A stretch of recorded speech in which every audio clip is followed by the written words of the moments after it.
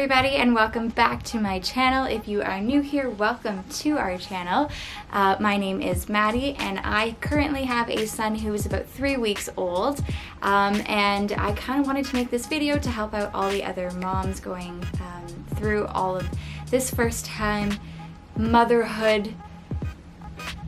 That didn't make any sense, but I think you know what I mean. So in today's video, I have a whole bunch of products that I will be showing you that made my motherhood journey a lot easier. So I hope you guys find this helpful, and let's get into it. So I have two categories here. I have first the breastfeeding category, and then I have like essentials for me and to make things less painful and easier for me. So I will start off with the breastfeeding category just because it is a little bit bigger. So the first thing that I have to say that really saved my life is this thing right here. If it is gonna focus, there we go. So I talked about this in my other video, which I will link up in the cards up here. But basically what this is it's lanolin, and it's completely safe for your baby to ingest. And what it is it protects your nipples from cracking and bleeding and just all the soreness that goes along with breastfeeding. So you literally just put like a tiny little pea size of this lanolin on your nipple, and it has healed my nipples tremendously. I no longer really need this because now my nipples have gotten used to breastfeeding. They've kind of become like leather, so they don't really hurt that much, so I don't really need it, but I do still put this on whenever I need. It does say on the back to put it on after every feed or as needed. So I did put it on after every feed at the very beginning because my boobs needed tremendous help. Also, something that saved my life was something that Jake's cousin's wife told me about. So Christina, if you're watching, thank you very much for telling me this. But it's these breast pads, so it's also by the same brand as this. And these are the only breast pads that I've tried that I have really liked. So I've tried the Avent breast pads, and I leaked through those super easily. And then I tried reusable breast pads, which I've talked about in a previous video, which honestly I'm not even going to say the brand just because they were so terrible. They didn't absorb anything, and then they fell apart in the wash, which they were, like, we hand washed them and they still fell apart. So they were pretty bad, so I'm not going to mention those to you. But these ones right here, oh my god, are so amazing. They come in a pack of like 100. I think you get like either 50 or 100. Get the 100. They're amazing. We go through these like crazy because I'm constantly leaking, but this has saved me so much. Okay, so another thing that helps with my oversupply of milk when I'm feeding is this thing right here. It is like a silicone breast pump. I believe it's called the Haka. And what it is something to catch my letdown. So I don't want to pump and make my supply even bigger than it already is. So what I do is like, it's literally like a suction cup. So you like squeeze it on your nipple, and then you let it go, and it like suction cups onto your nipple, and it catches all of the letdown. It's not 100% perfect, let me say that. It does like unsuction a lot from your boob, and then you'll get some leakage, but it has helped me out a lot. I don't breastfeed without this because if I do, then my letdown on my other boob is really, it's a lot, and it will get everywhere. Okay, to go along with the letdown as well, have yourself a rag. So even with all of these tools that I've talked about before, you still will get some leakage, and so you definitely want to have yourself like any sort of type of rag that you can like clean up. Milk gets everywhere. It gets all over my son, it gets all over my body, it gets all over my shirt, my bra, my everything. It just gets all over everything.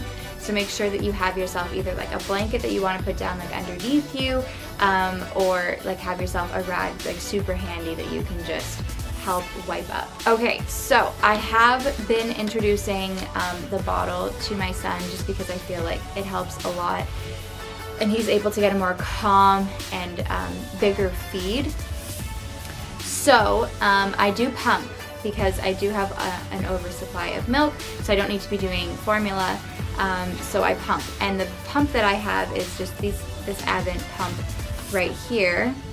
There like are attachments like the power and the suction thingy that I just took out for now, but this helps me out a lot. I pump whenever I want to bottle feed or whenever my boobs are feeling like super engorged. So I haven't had a problem with this. This is the single pump. I do believe that Avent has like a double pump, so you can pump both boobs at the same time, which would be really helpful. But when I got this back when I was pregnant, I didn't know that I was going to have this oversupply issue. So I was like, how often am I going to pump?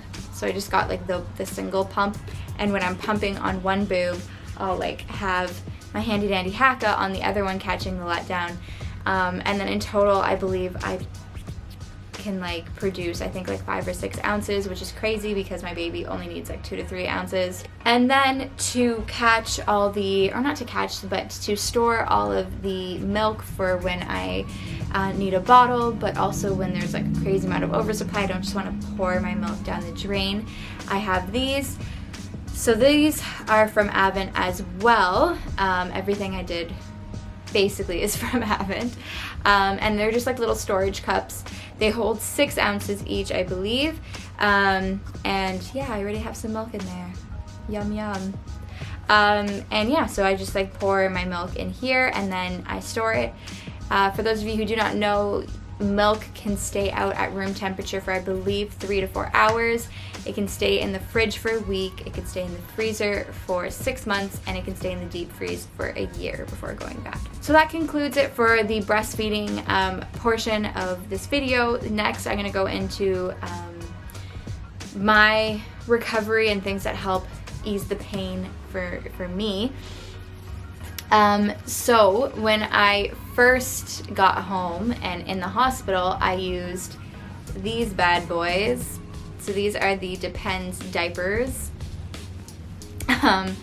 And this, honestly, I don't think I necessarily needed it, but it did provide a lot of reassurance knowing that I wouldn't leak.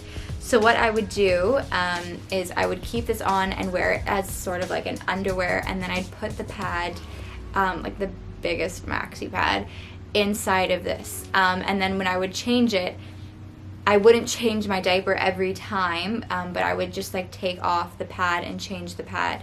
And then just keep this on for like a couple times because it didn't get dirty. So I just used it literally as an underwear. And then it, like, the reason I liked it is because it's really stretchy, it's very comfortable, and it kind of like goes up above your body and like kind of holds it all in. So it's kind of also like a belly band as well. And then also, like I said, it made me feel like I wasn't gonna leak everywhere. So I definitely would recommend this. It's kind of an overkill, I mean, but you can still do it. Next, I got myself a pack, like a huge pack of these pads. So these pads are actually fairly thin. So when I first got home from the hospital, I was using another sort of pad, which I have since run out of, so I can't show you. But they were literally like size 5, like they were thick, and they went all the way from the very front to the very back. And those were the pads that I would put inside of the diaper. And then once the diaper, I no longer needed it, I felt like I wasn't bleeding a lot and I could take it off, I switched to these, and I honestly just wear granny panties now. And these pads are amazing because they do absorb a lot, and they are like extremely big as well. So they will go all the way from the front to the back, and they have the wings. So so far I haven't had any leaks with these ones, so that's great. Definitely get yourself a big pack of those. Next item is probably the most important item out of all the items that I have talked about today. I've talked about it in my other videos, and it's the pee bottle that the hospital gives you. Definitely keep this and utilize it as much as possible. My postpartum recovery journey has been nothing but trouble. So, yeah, definitely take this, fill it up with warm water, and spray yourself down there. It not only helps keep you clean, but it eases a lot of your pain down there because the warm water will feel amazing when it's burning and stinging down there while you're peeing. So this is definitely a must-have. You don't need to buy it because the hospital gives you one. However, as I talked about in my other video, I needed to go get myself another spray bottle. So I got a mustard bottle from the dollar store. So if you are experiencing a lot of pain, know that that's also something that you could do. You can go to the dollar store or kind of like any store really and get yourself another spray bottle because this doesn't really hold that much water. It goes by pretty fast. So guys, that's pretty much it for this video. Those were all the items that I could think about that saved myself and what I would recommend for any of the moms who are going to be going through postpartum anytime soon. So I hope you found this helpful. If you liked this video, make sure to give it a thumbs up and also subscribe and turn on your post notifications. It'd be greatly appreciated. Also, if you want to leave any comments down in the comment section below, that'd be great. I would love to chat with you guys. But thank you so much for watching this video. Thank you for stopping by again. And I will see you in the next video. Bye guys.